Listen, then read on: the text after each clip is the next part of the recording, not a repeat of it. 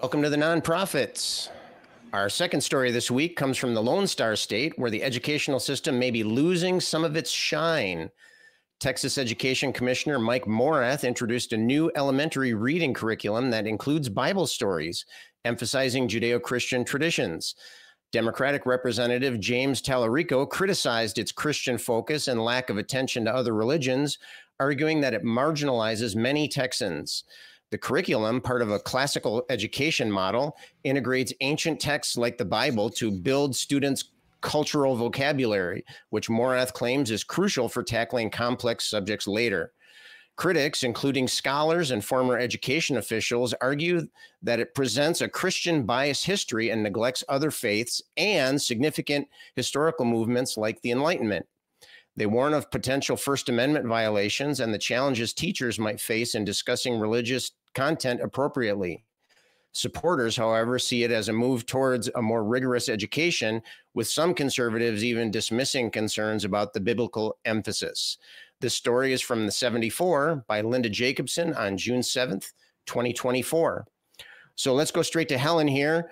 Proponents of these changes claim that they're focusing on improving education, right? That's the big banner here. We're making education better in Texas. What are some of the areas these changes are intended to address? So basically what they're doing under the guise of, promoting, higher reading scores, educational scores for, the K through 5 group of, of the Texas, Texas schools populace, is basically introducing curriculum that will introduce biblical study into the curriculum to raise scores and using this as an excuse to raise the standard levels for the student body in the state of Texas. Now, I got some problems. No, let's hear about it. I know. Weird. Okay. Listen, I like The Lion, the Witch, and the Wardrobe as much as anybody else. It's when I was, 10 years old, it was a wonderful fantasy story. It's fine. But when you automatically admit that Morath did, that is biblical allegory, and then you are encouraging biblical study in children, I have some problems, because why are we studying other acts of literature? Why are we studying Lord of the Rings? Why aren't you having kids read other classic works of literature, that I remember reading when I was a youngin' back in the 80s and 90s in, public education, where we are looking more at the literacy level and using what educators do to say, like, this is for this particular age group, this is the reading level that it is. And they gauge what child, based on the literature that is being presented, to gauge what the reading level is, regardless of context. Now, I have no problem with the Bible being taught in schools, but as history of religion, as a, guide, not a guidebook, but like a book about religious beliefs and histories of the people that lived at that time, not as truth. Right. And they're trying to slide this in, not as a educational text to get these kids, pumped up for Jesus and drink the Jesus juice. Right, exactly. And that's the problem. So you think so Aaron, let's hop over to you for a second. Helen is saying that maybe yes, it's a noble goal to try to increase their standards for these students, but these are some drastic changes, and it calls into question whether or not the new material should be religious material. Do you think this kind of thing is appropriate for K-5 curriculum? Absolutely. The way it's described in this article, absolutely not. I'm fine with teaching the Bible, that it exists, and that there are religions that believe it, and maybe some of the history around it. But teaching the doctrines that are in it, absolutely, this is not okay. And my main objection is because children believe what adults tell them, and especially the younger a child is, the more they're going to trust and believe what adults say. And it's really easy to take advantage of young kids and get them to believe what you want them to believe. They're like little sponges. They're really easy to indoctrinate.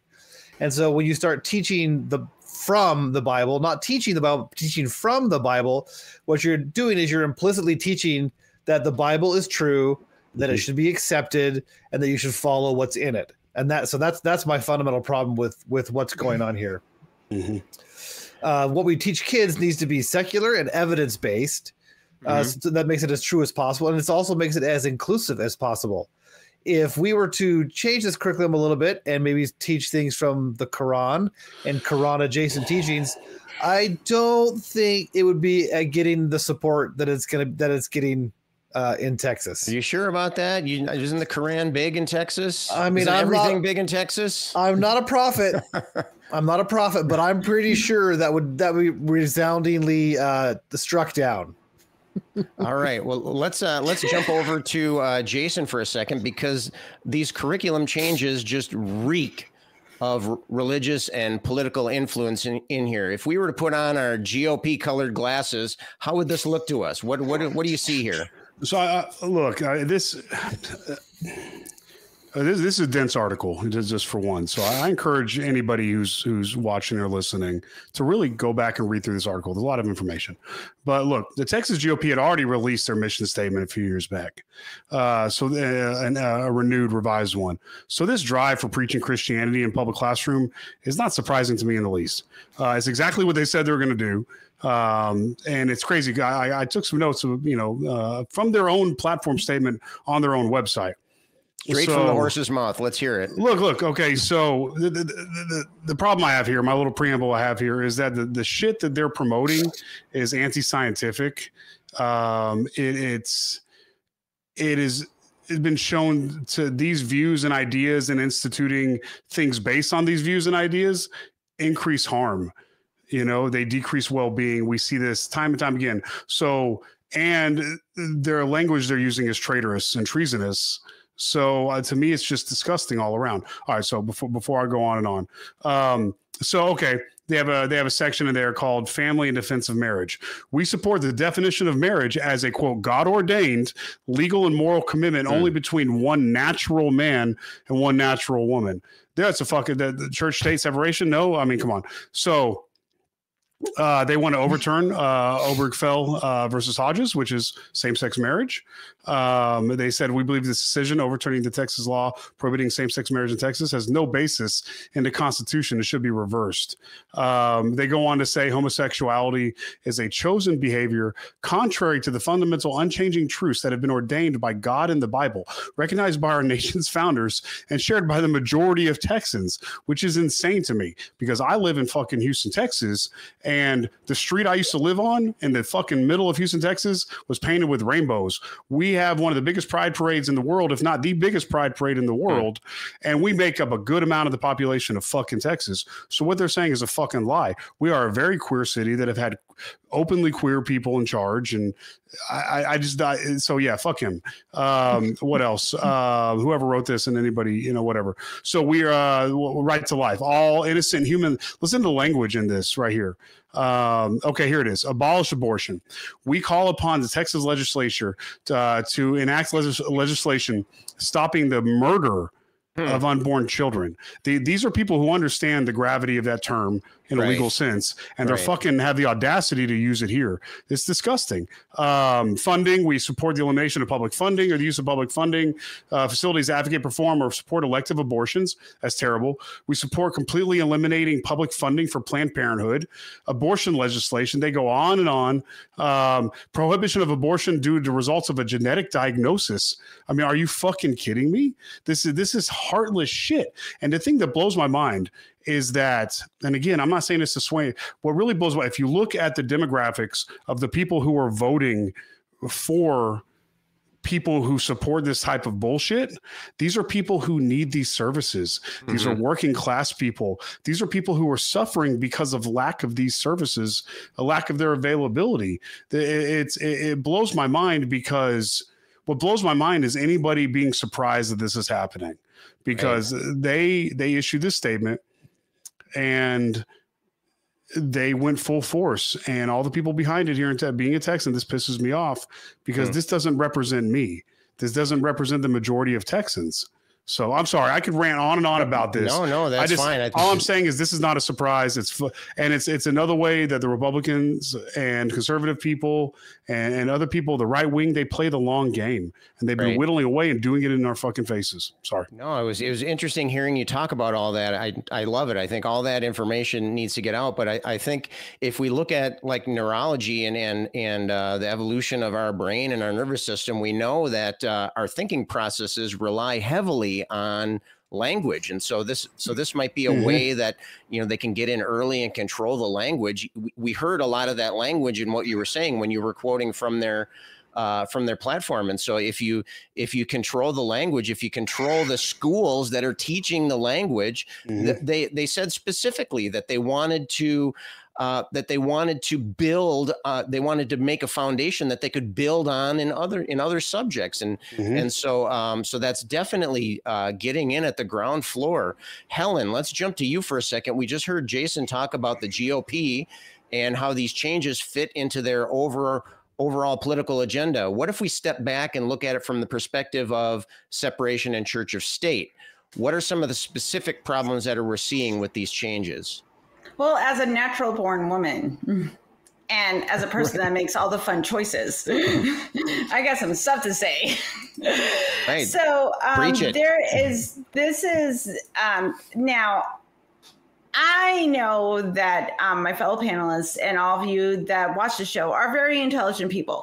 I know that you're smelling religious bias all over the fucking place with this, because though they say they're going to have equal time for other religions to be taught under the same umbrella, because we're raising reading standards, and everybody, we're not preaching religious doctrine, wink, wink, nudge. So I have some quibbles, because if you actually read this article and what the GOP is saying, no, they have no intention of allowing the Quran to be taught, or the Torah, or, anything in like Hindi text, or even like, can we do some origins of species? Maybe that'd be fun.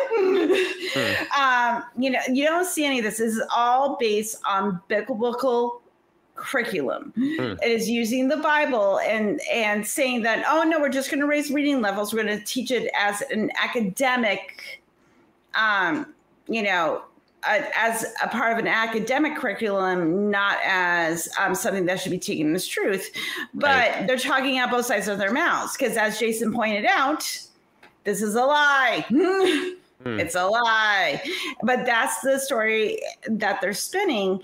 And if for people that don't have access to certain types of education, this information, people that aren't, they're voting with their feelings, not with what is actually a part of what is being presented to the school board. Like, because if you are someone that believes in God, isn't against other religions, just, like live and let live, and they go to church, but they're not educated on the subtext of this. They're going to say, oh, they're teaching the Bible as, a part of the literacy program. Oh, they're going to give equal time to other religions. Oh, that's good. That's not what's happening. It is spinning the story to get those people that are not going to think about anything deeper, that are not going to look at the legislation, not look at what they're presenting, to get them in the voting booth. Right. So it's almost like don't pay attention to what's going on behind the curtain over there. Right. It's all good. It's all in the name. We're just improving the educational system. Aaron, I wanted to jump over to you for a second. There were some financial enticements that are involved with these changes that's being offered for districts that will embrace the new curriculum. What do you think that says about those changes? The fact that they're offering cash for that. How do you think that, what kind of picture do you think that paints? Yeah, they're offering $60 a student for any district that will start using this curriculum. And that really shows me that they don't have a leg to stand on, that the only way they know they can really get this into schools is to entice people with money, that if they just presented it to the schools will say, well, no, we're not going to teach religion in our schools. We're a public school. But as soon as they attach money to it, well, of course the schools now they have to say yes, because our schools are funded horribly in this country. We do not give schools and teachers the money that they need to educate our kids properly and appropriately. Mm-hmm. And so it on its face, it's just it's a bribe, is what it is to me. It's just a bribe to school districts to adopt this curriculum that everybody knows should not be in public schools. Right. Yeah, I agree completely. Let's look at the Supreme Court for a second here. We currently have a pretty conservative, very conservative U.S. Supreme Court, and we're facing the possibility of it becoming even more conservative over the next few years. So, if the public school curriculum changes like these are enacted without challenge, or worse, are enshrined into constitutional law, how will that affect the education of our children in the United States, in Texas, in the United States as a whole, and our place in the world? Let's go to Jason first there. If this gets pushed to the Supreme Court and the Supreme Court says thumbs up, I mean, we're kind of stuck with it. What is it? How is that going to affect us as we move on? Well, to answer your question, but kind of. We see the same shit going on in Florida right now, right?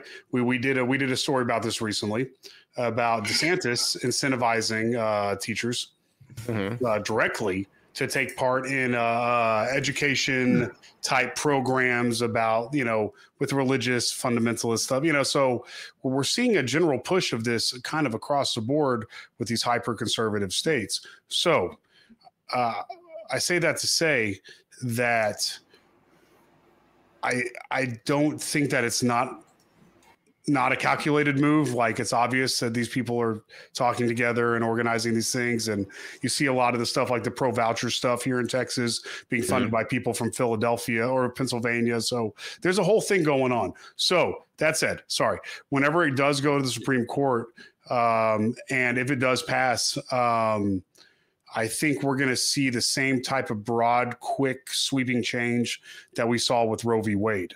Right. I think it's going to pause and that kind of thing. I think it's just going to fucking hit right then and there. There's people waiting right now who use Texas and Florida as more or less their bully big brothers, right? They're like, let's see if they can get away with this shit first. And if these motherfuckers can get away with it, we're going to slip on in right behind them.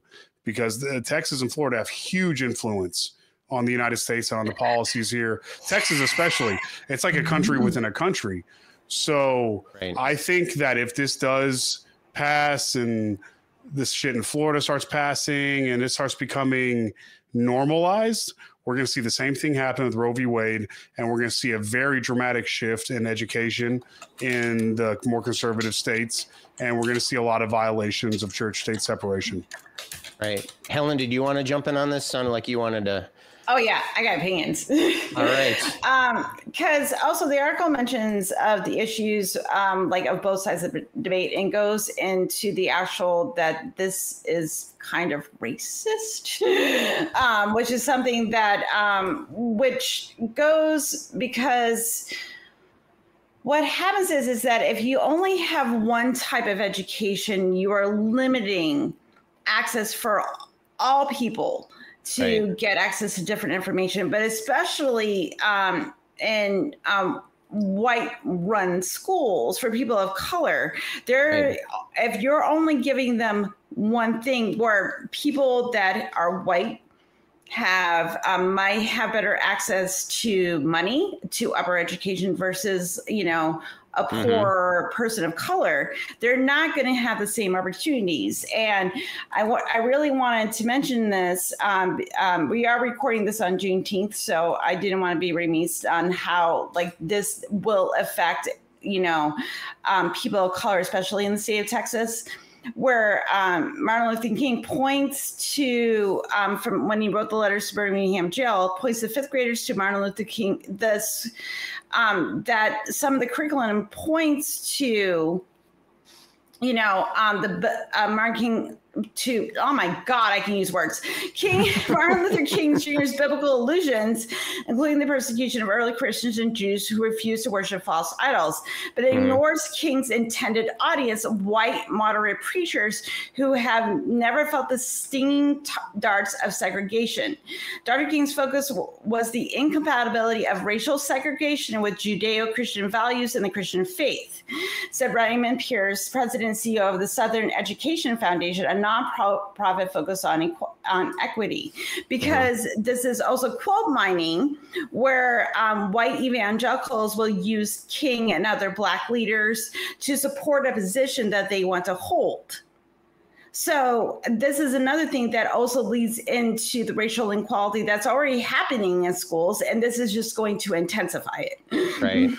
Yeah. I mean, one of the important best practices, I guess we would say, in the education system is diversity. If students can find personal connections and can relate personally to the content, they're much more likely to be successful. They're much more likely to become a better reader, to become a better math student, to become a better science student. If they can see their own faces in the dialogue, then it makes them more interested in the dialogue. And I think that anything, if we're going to be concentrating things to just the Christian perspective, just the religious perspective, just the white man's perspective, and that kind of thing, anytime we do anything like that, it can't help but decrease the quality of the education that we're going to see. And then, of course, that's the opposite of the main goal. You know, they start out by cheering on how they're gonna improve the educational system, and then they're doing steps that are doing the exact opposite of that. Aaron, I want to give you a chance for a last thought here before we wrap this up here. Any takeaway you want to give us here today? Yeah, I think the root of all these changes is fear. People are trying to push religion down other people's throats because religion doesn't hold up to modern day scrutiny, to modern day morals, to modern day scientific methods, to modern day skepticism. And so people are scared of the religion. So they have to throw it. They have to put it into schools, and they have to shove it down your throat. And it's because they're scared of actually facing the problems in their religion. Right. Just like what you were saying before about the $60 a student, right? If the curriculum was good, it would sell itself. And so it seems like this is kind of a last ditch effort to force all of that onto the plates. And if you would like more nonprofits on your plates, then just click one of these links.